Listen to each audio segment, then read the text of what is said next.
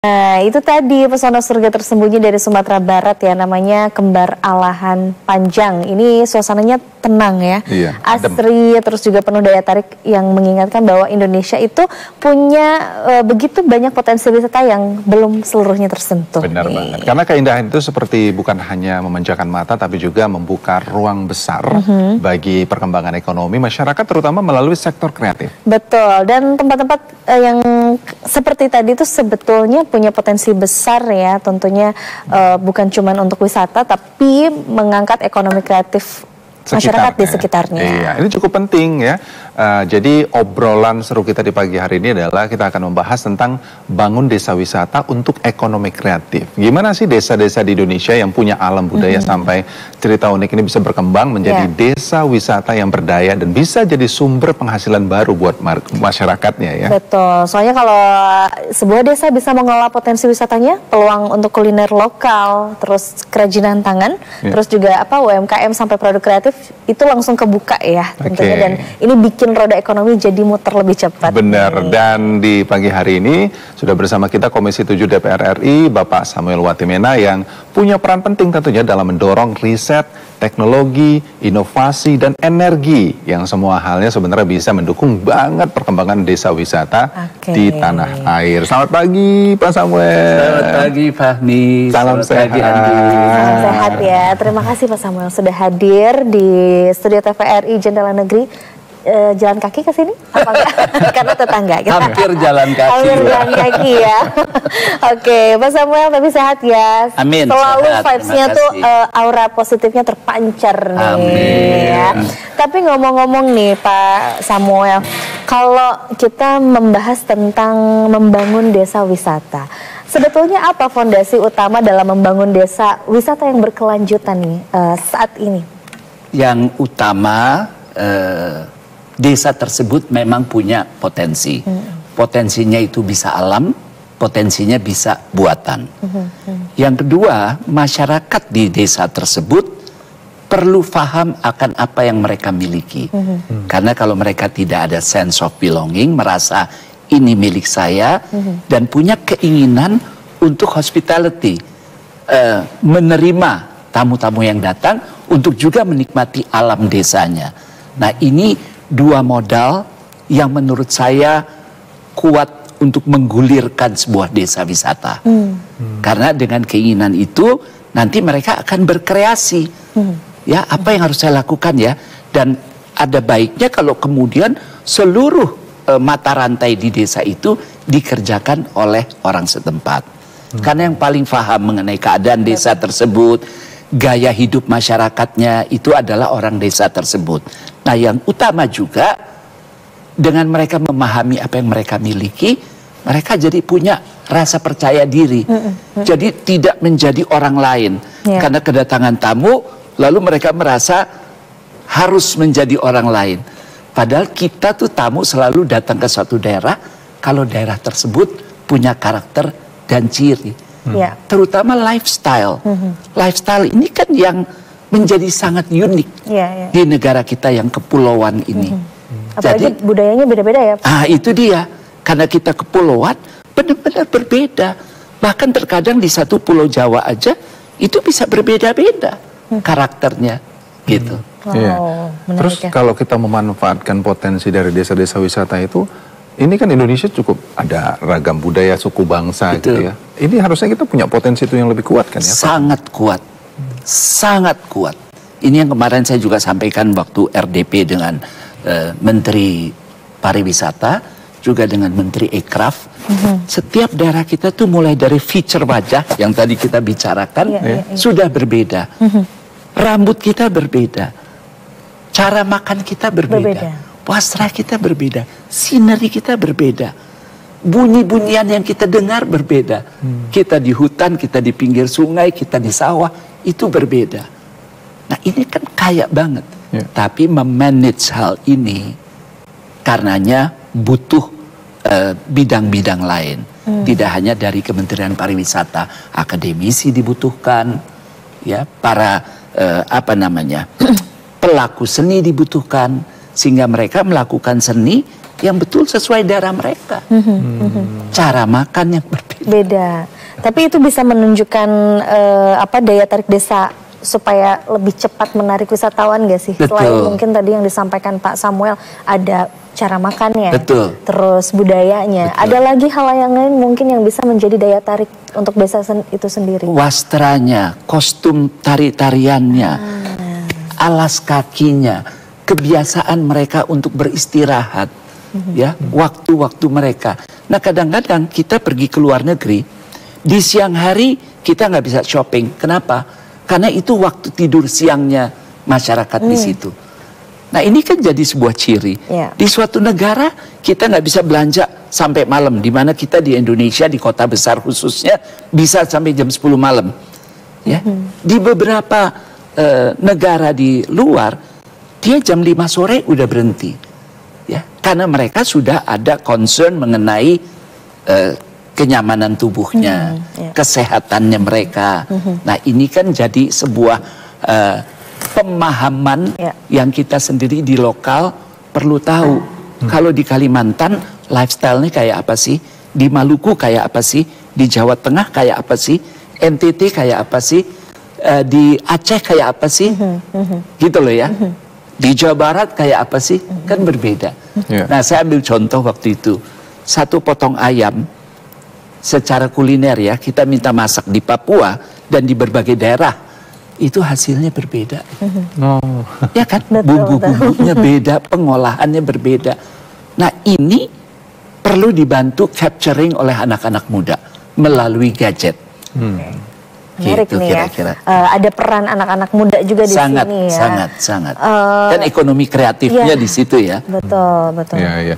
Jadi untuk bisa memunculkan potensi dari suatu desa itu ya, daerah dan desa tentunya, apa yang masyarakatnya harus lakukan, Pak Samuel? Yang masyarakat harus lakukan, pemahaman secara total, ya, kemudian kebersihan juga sudah pasti, ya. Lalu kalau kita mulai menerima masyarakat lokal, kalau kita bicara WC, gitu ya, kan mayoritas kita WC jongkok. Ini sangat baik, masyarakat lokal juga bisa, maksudnya kita yang dari luar bisa tahu lifestyle masyarakat lokal, tapi tetap menurut saya harus ada WC duduk. Karena kan untuk kalau kita mau mulai menerima tamu-tamu dari luar, tidak semuanya lo terbiasa dengan WC jongkok. Itu juga memberikan kenyamanan bagi para pengunjung ya, untuk melihat desa itu sendiri. Gitu. Tapi sedikit mengenai makan, kalau gaya desa pakai tangan, pertahankan. Jadi kalau bisa memadukan antara yang desa sama modern gitu ya. Biar ada ciri khasnya. Iya, ciri khasnya, betul. Mas Samuel, kita tahan dulu perbincangan kita lihat juga bagaimana tentunya di berbagai daerah terkait dengan wisata tentunya ya, ini dalam segmen reportase berikut ini.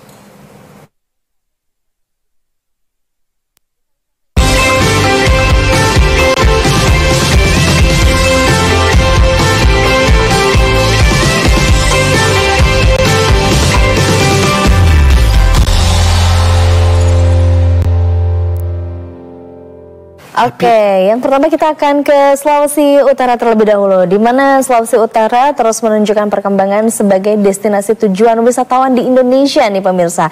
Jadi sejumlah desa wisata ini menawarkan potensi unik dan khas, mulai dari wisata alam, budaya hingga kerajinan tradisional menjadi daya tarik yang memiliki potensi dan nilai ekonomi. Untuk mengetahui informasi selengkapnya, kita sudah terhubung bersama reporter TVRI Dewinta Christine. Selamat pagi Dewinta. Ya, selamat pagi Andin. Baik, Dewinta, silakan informasi selengkapnya. Baik, terima kasih Andin, Fahmi dan juga Pak Samuel.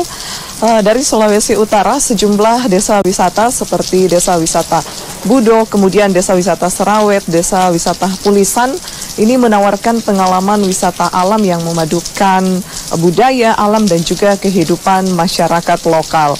Desa-desa wisata ini tentu menjadi etalase kekayaan budaya dari Sulawesi Utara, mulai dari wisata bahari, kemudian ada ekowisata dan juga wisata budaya yang menampilkan karya kerajinan khas daerah. Sementara itu pemerintah dan masyarakat terus berupaya agar kekayaan budaya wisata ini terus meningkat dan berkembang dengan menghadirkan pengalaman wisata yang autentik dan tentunya juga berkelanjutan. Kepala Dinas Pariwisata Sulawesi Utara, Dr.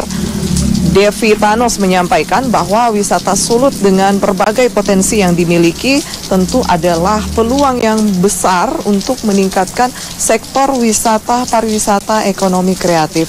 Dan berikut ini mari kita ikuti wawancara bersama Kadis Pariwisata Sulut, Dr. Devi Thanos. Ini dia yang nantinya akan lebih bisa lagi untuk meningkatkan sektor pariwisata, karena sektor pariwisata itu di dalamnya bukan cuma destinasi wisata aja, tetapi di dalamnya ada budayanya juga, kemudian tentunya ada ekonomi kreatifnya. Iya, baik pemirsa, sementara itu salah satu peluang besar yang ada di Sulawesi Utara itu bisa kita lihat di Desa Wisata Kinilau Tomohon. Desa wisata ini adalah pusat penghasil kerajinan anyaman bambu, di mana teknik anyamannya sudah diwariskan secara turun-temurun dari generasi ke generasi. Dan anyaman bambu ini bukan hanya sekedar penghasil atau pusat ekonomi bagi masyarakat, tetapi sudah menjadi bagian dari tradisi masyarakat itu sendiri.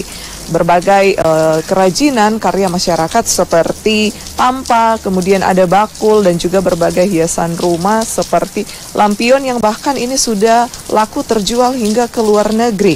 Dan adapun teknik yang mereka gunakan itu memang sudah mereka wariskan atau mereka warisi dari orang tua mereka. Dan sementara itu akademisi Universitas Samratulangi Manado, Profesor Maya Warau menyebutkan bahwa peluang yang ditawarkan oleh Desa Wisata Kinilau ini harus terus dikawal oleh pemerintah bersama akademisi sesuai dengan bidangnya agar terus mengalami perkembangan baik itu dari segi kualitas anyaman mereka ataupun juga dari segi pemasaran.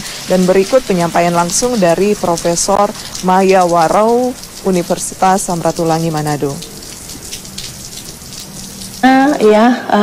Supaya itu tetap berkelanjutan bisa dimulai dari bambunya itu sendiri ya.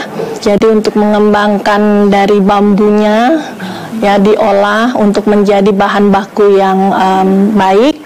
Tapi peluangnya sangat menurut saya potensial.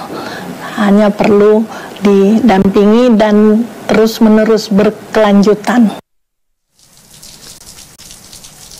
Iya, baik pemirsa, desa wisata di Sulawesi Utara khususnya desa wisata Kinilau ini tentu adalah salah satu bukti bahwa anyaman bambu ini adalah bukti potensi lokal yang bisa terus meningkatkan potensi daya tarik wisata ekonomi kreatif yang ada di daerah khususnya di Sulawesi Utara.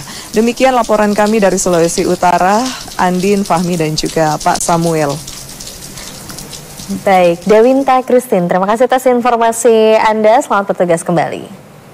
Ya, kalau kita lihat ya, Andin, luar biasa ya, sebuah desa yang diambil memang inti dari pariwisata itu sendiri. Ada pantai, ada kerajinan tangan, itu memang diperjualbelikan dan tentunya perputaran ekonomi itu sendiri akan berjalan. Gitu ya. Betul. Gimana Pak Samuel mungkin menanggapi melihat dari desa wisata tadi? Oh, setuju sekali. Jadi wisata ini atau desa wisata bisa dibilang kayak lokomotifnya ya. Kemudian ekonomi kreatif, UMKM, dia akan mengisi dan menyertai.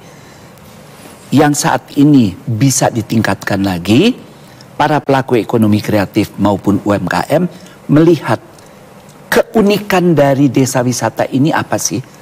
Sehingga kalau saya bikin produk UMKM yang seperti apa ya? Yang kalau turis beli, dia bawa pulang, kemudian dia bisa menjadi bagian dari promosi pribadi dia ke teman-teman atau ke lingkungannya. Nah, kalau kemudian merchandise-nya yang dibeli ini tidak cukup kuat, nah kita pelajari, ya, merchandise apa sih yang sekiranya kalau kemudian dibawa dia bisa menjadi items of discussion. Nah, juga cerita the story behind everything, ya, the story behind the product itu juga perlu narasi dan literasi yang belakangan ini saya sampaikan ke teman-teman sekalian harus diperkuat. Karena kalau mereka datang ke suatu lokasi, mereka lihat gunung, di daerah lain gunung juga ada. Mereka lihat sawah, daerah lain juga ada. Ya. Tapi kalau kemudian diberikan cerita, kenapa gunung ini menjadi khusus? Gunung ini seperti apa? Gunung ini memberikan kehidupan apa? Kemudian produk. Kenapa produk yang dibikin seperti ini? Social concern-nya apa? Ya, latar belakang dari produk ini apa? Karena kalau kita bicara wastra, kain adat, itu cerita di baliknya banyak sekali. Narasi di balik motif-motifnya banyak sekali. Termasuk kuliner. Termasuk permainan anak-anak. Kan di desa-desa tuh kalau bulan terang mereka masih bermain bersama. Nah, guyup ini kalau tidak dinarasikan dan kemudian tidak menjadi sesuatu yang menarik, orang akhirnya akan balik ke gadget lagi. Nah, pinginnya waktu mereka balik ke gadget, mereka lihat juga nih persoalan narasi dari desa tersebut. Tapi coba kalau sekarang kita lihat pariwisata di gadget kita mayoritas masih pariwisata luar. Jadi kalau bisa dikatakan sebenarnya kalau di Indonesia sendiri kan banyak cerita-cerita itu ya, tangkapan beras, dari kulinernya aja banyak banget ceritanya. Tapi mungkin itu kurang dijual kah? Bukan kurang dijual. Orang mengcapturing itu belum melihat sebagai sesuatu yang punya nilai jual. Jadi memang tadi harus latar belakangnya harus kuat juga gitu ya. Gini, semua tempat di Indonesia sebetulnya latar belakangnya sangat kuat. Tapi masyarakat daerah tersebut perlu menarasikan dengan menarik. Nah, setelah dinarasikan, masukin. Karena kalau kita udah tahu bahwa itu milik kita, kita menghargai apa yang kita miliki, pasti kita ingin menyiarkan. Sama lah, kita nonton film, filmnya kita suka, kita pasti cerita ke orang. Nah, gimana kalau orang datang ke desa kita, hal yang mereka suka lebih banyak daripada hal yang mereka ingin komplain. Tapi Pak Samuel, tadi kan Pak Samuel mengatakan bahwa ini perlu ada anak-anak muda yang menjadi motor penggeraknya supaya desa wisata ini terus berjalan gitu. Tapi sebetulnya apa peran mereka yang paling krusial dalam ekonomi kreatif desa wisata menurut Pak Samuel saat ini? Gini ya, kalau anak-anak dari beberapa universitas di Jakarta itu saya lihat udah banyak turun ke daerah. Ya, udah banyak turun ke daerah. Nah, tapi anak-anak muda di Jakarta ini kan atau dari kota besar kan tidak bisa berlama-lama di satu daerah. Yang perlu dilakukan adalah koneksinya. Sehingga mereka menggerakkan teman-teman muda di daerah untuk kemudian terjadi komunikasinya. Karena daily-nya ini anak-anak muda di daerah yang punya peran. Nah, gimana cara itu mereka menggerakkan? Kayak saya contohnya di Kabupaten Kendal, itu termasuk desa yang sepak takraunya itu unggul secara nasional. Nah, yang selama ini fokusnya keunggulan sepak takraw dengan pencapaian prestasinya. Nah, kalau anak desa bisa menceritakan mereka-mereka yang juara sepak takraw ini datang dari desa mana, gaya hidupnya kayak apa, di desa tersebut ada apa, kan jadi melalui pintu sepak takraw mereka mengetahui lebih luas tentang desa itu. Tentang desa itu. Juga di daerah lainnya ada kesenian kuda kepang, ya. Tapi kan yang difokus pada saat pementasan saja. Padahal the story behind kuda kepang, kenapa bisa begitu populer dan lain-lainnya, ini kan materi bagi anak muda untuk mengelola melalui gadget. Ya. Juga termasuk dandanannya dan kulinernya. Kenapa misalkan kuliner ini dimasaknya seperti ini? It's a story. Gitu. Jadi kita perlu melihat apa sih di belakang sebuah penampilan. Jadi bukan menjawab pertanyaannya, tapi mempertanyakan jawabannya. Jadi kalau misalkan kita Fahmi pakai motif ini, kenapa sih Fah lu pilih yang ini? Kan terkadang kita abai aja. Yang penting keren aja. Tapi gini, Pak Samuel, saya menarik juga apa yang dikatakan Pak Samuel. Tapi kita kan untuk menggerakkan anak-anak muda ini itu butuh support system. Sementara mereka sedikit mungkin ya menurut saya kurang aware gitu pada lingkungannya sendiri, lebih balik lagi ke gadget itu sendiri. Betul. Tapi mereka melupakan ini sebenarnya potensi yang cukup besar. Tapi carinya yang nggak ke sini gitu, ke yang lain. Itu gimana peran pemerintah? Peran pemerintah sebetulnya sudah sangat besar di dalam mengangkat apa yang ada. Cuman apa yang saya tahu, apa yang saya angkat, seringkali kita sibuk sendiri. Saya nggak menceritakan ke Fahmi. Karena secara kultur, kita ini kan kalau kita ceritain apa yang kita lakukan, nanti dipikir pamer. Kalau menceritakan sukses story kita, dipikir sok tahu. Ya, nah ini yang memang mesti ditembus. Ya, ditembus dengan arti tugas pemerintah pada waktu mereka melakukan apapun itu yang sudah banyak mereka lakukan, komunikasikan dong ke daerah. Ya, karena kalau daerah tidak dikomunikasikan, khawatirnya daerah punya konsep-konsep sendiri dan jalan sendiri. Karena tidak semua kementerian itu linear punya kaki tangan di daerah. Ya, di daerah itu mereka punya dinas, tapi dinas ini tidak langsung di bawah kementerian. Nah, kalau kementerian pusat kemudian tidak menginfokan, dinas bisa punya konsep sendiri, walaupun tujuannya sama. Tapi kalau tidak menjalankan suatu konsep bersama, kan waktunya jadi lebih panjang. Karena yang perlu diingat, pusat ini dia yang punya akses untuk promo internasional. Jadi daerah harus proaktif. Saya punya ini, saya punya ini. Ya, presentasikan ke pusat. Ya. Jadi bukan hanya pusat aja yang nyari-nyari, tapi ya, yang di bawah daerah harus daerah harus bottoms up. Karena negara kita yang sekian ribu kepulauan, gimana caranya? Oke, Pak Samuel, ini semakin menarik pembahasan kita terkait dengan membangun desa wisata ya. Kita tahan dulu, kita akan kembali usai jeda berikut ini pemirsa. Tetaplah bersama kami di Jendela Negeri.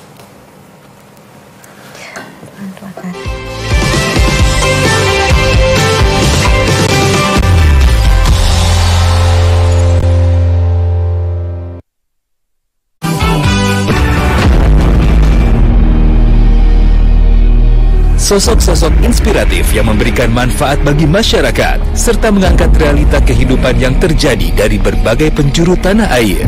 Kalian melihat hijau di mana-mana, krisis air itu nyata. Hal yang berkaitan dengan upaya reforestasi selalu kita gambarkan di mana-mana. Inspirasi Indonesia setiap hari pukul 14.30 waktu Indonesia Barat. Fokus membangun di kampung saya.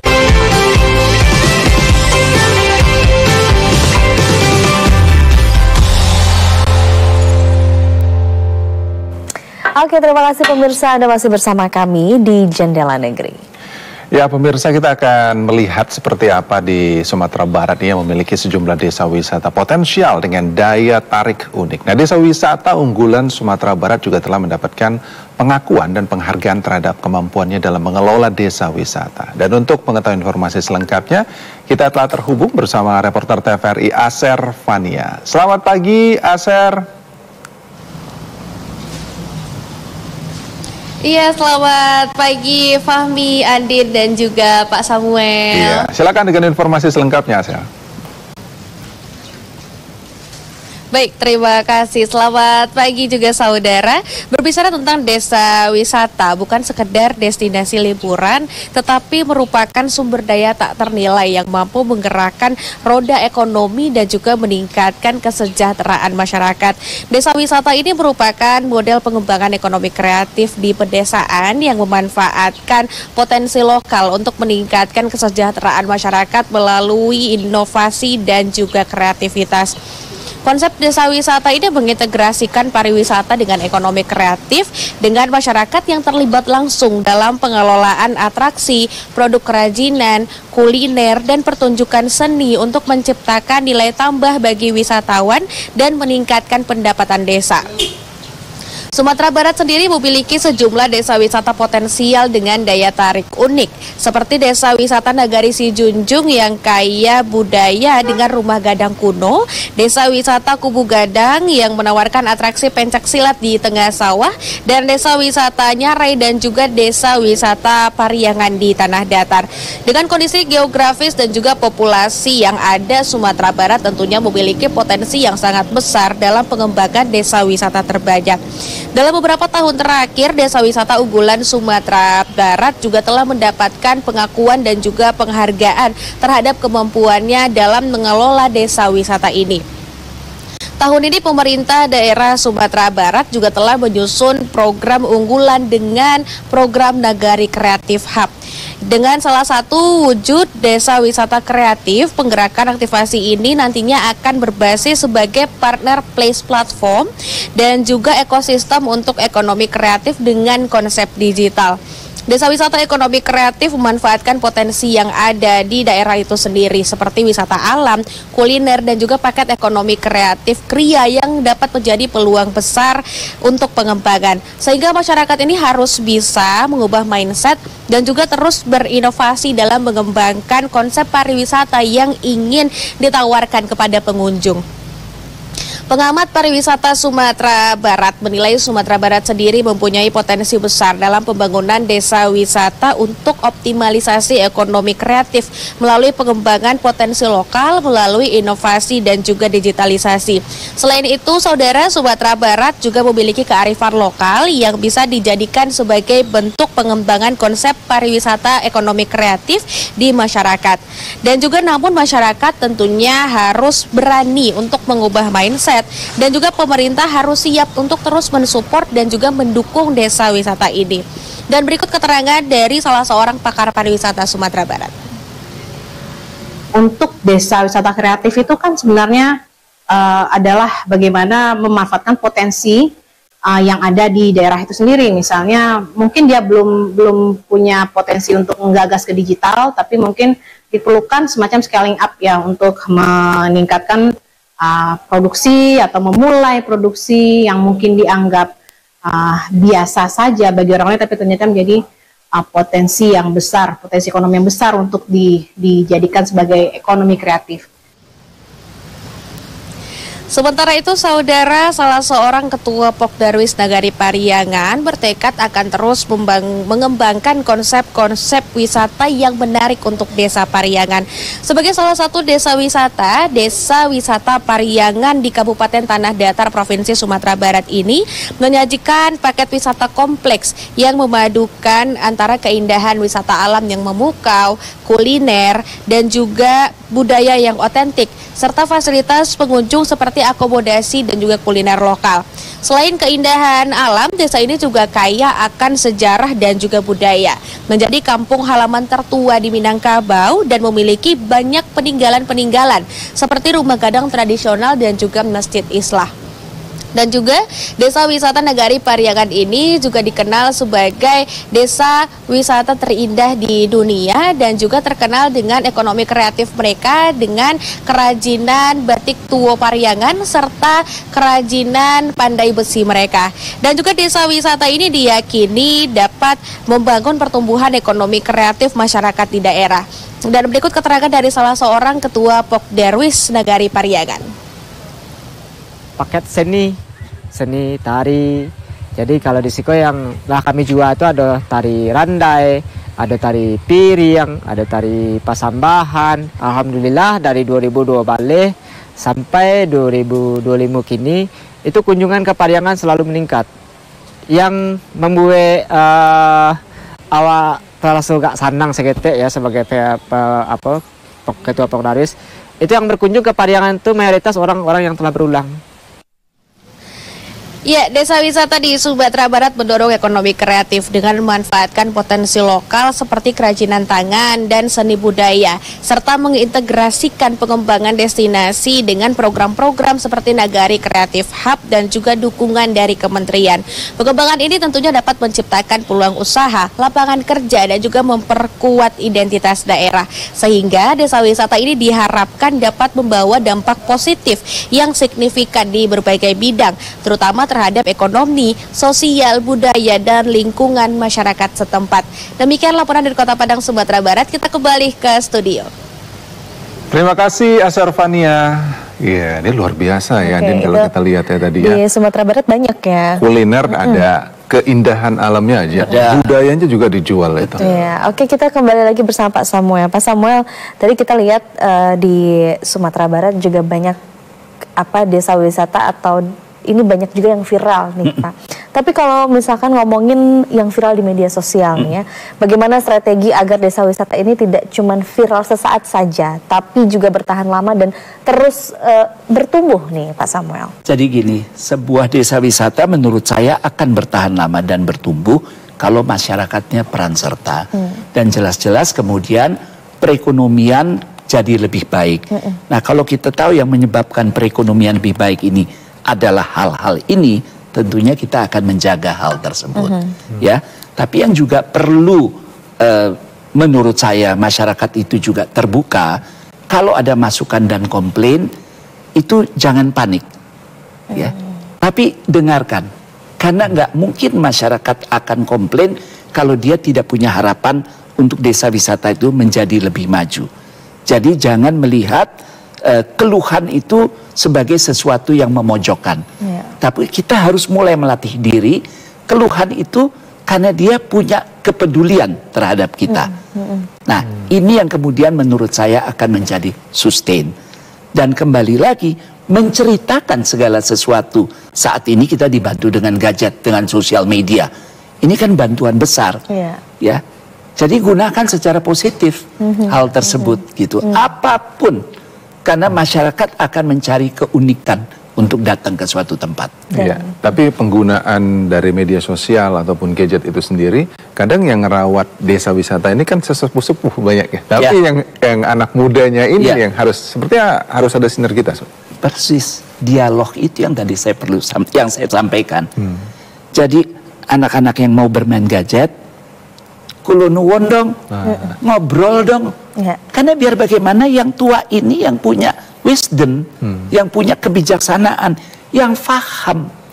Jadi jangan main masuk ke satu daerah, ngobrak-ngabrik karena berdasarkan apa yang menurut mereka bagus di selfie, bagus diviralkan, diviralkan.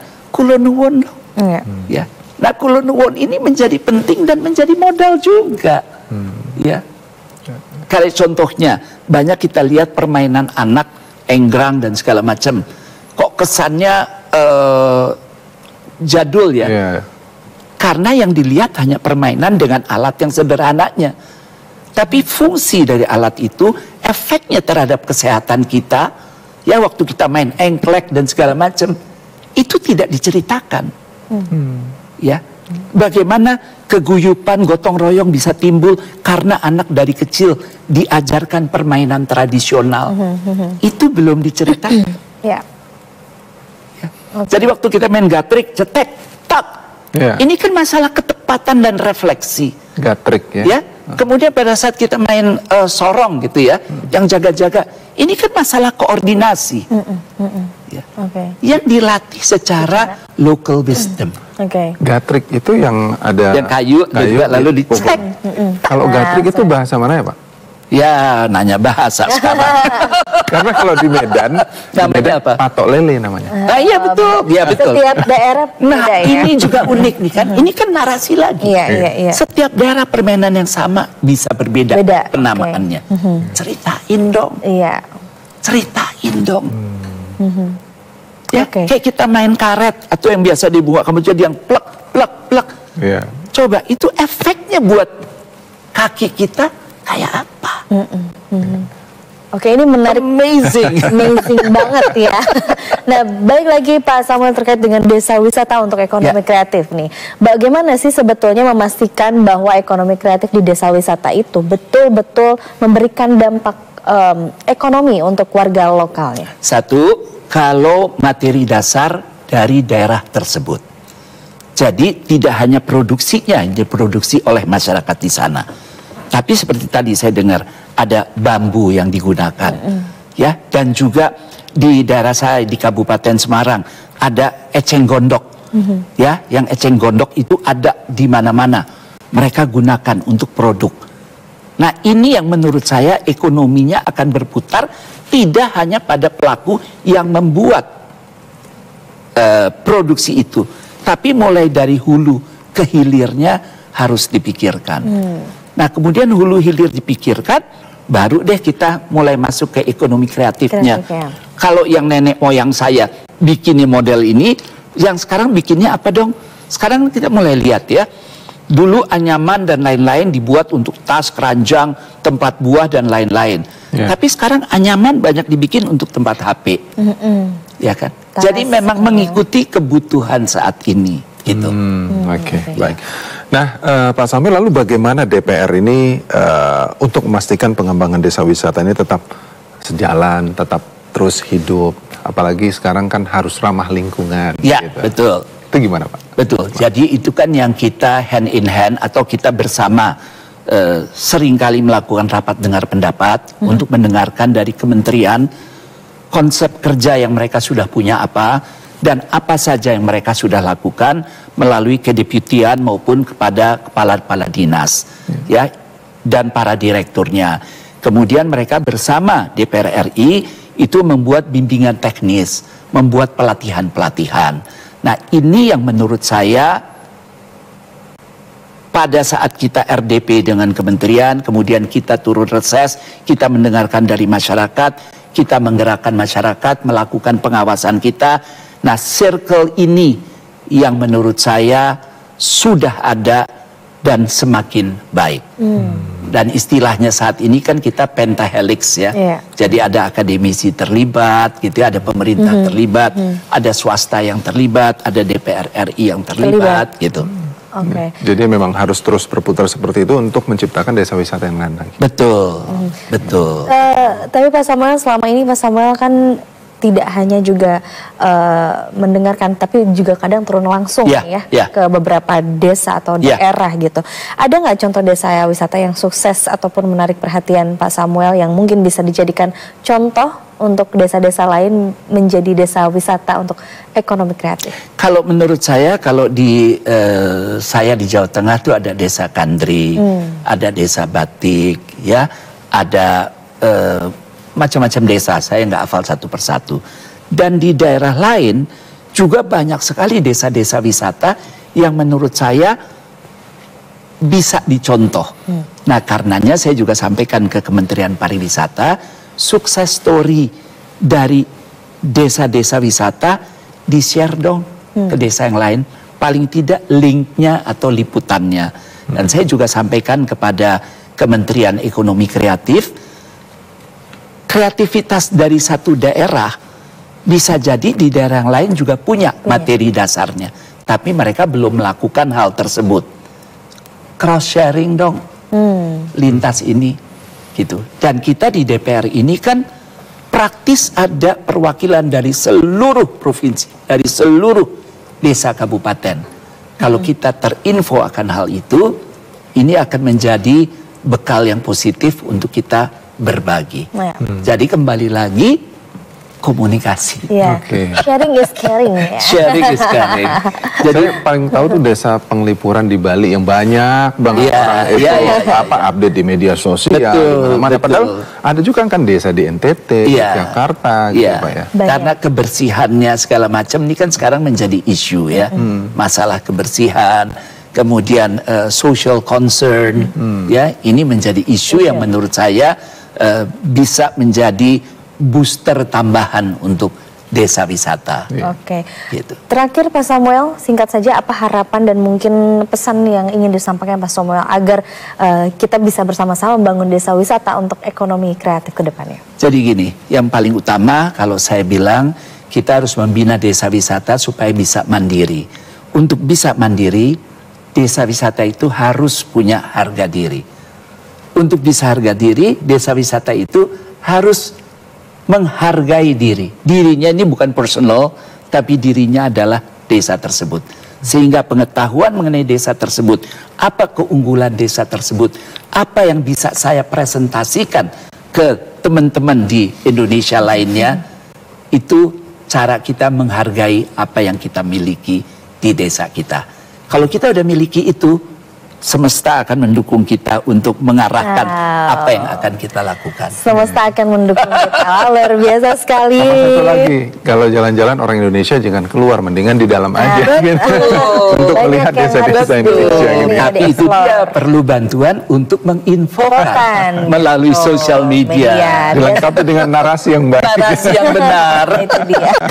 Luar biasa, terima kasih Pak Samuel Watimena, anggota Komisi 7 DPR RI telah memberikan informasi yang luar biasa, insight, dan juga ini pastinya semoga desa-desa ke depannya, apalagi anak-anak muda ya, harus terus juga terlibat ya di sini. Sekali lagi terima kasih Pak Samuel. Terima kasih Pak Samuel. Sampai bertemu lagi nanti. Nanti kita mampir-mampir ke kantornya Pak Samuel ya. Dekat. Oke, pemirsa, masih ada informasi menarik lainnya, namun usai jeda berikut ini tetaplah bersama kami di Jendela Negeri.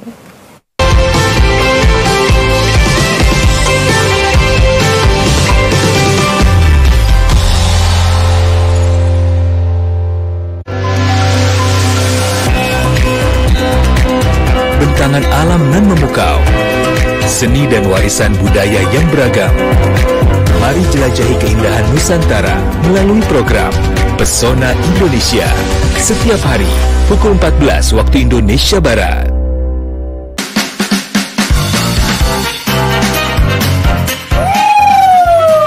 Selamat datang di Woman Inside, Real Talk, Real You. Setiap perempuan punya cerita. Program talk show yang menghadirkan kisah inspiratif wanita dari berbagai bidang. Berbagi pengalaman dan wawasan baru di setiap episodenya.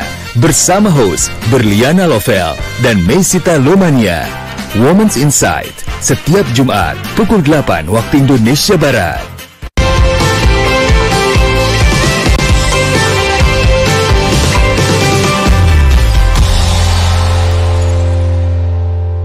Terima kasih pemirsa, Anda masih terus bersama kami di Jendela Negeri. Oke, seperti janji kita berdua tadi, kita akan hadirkan informasi menarik dari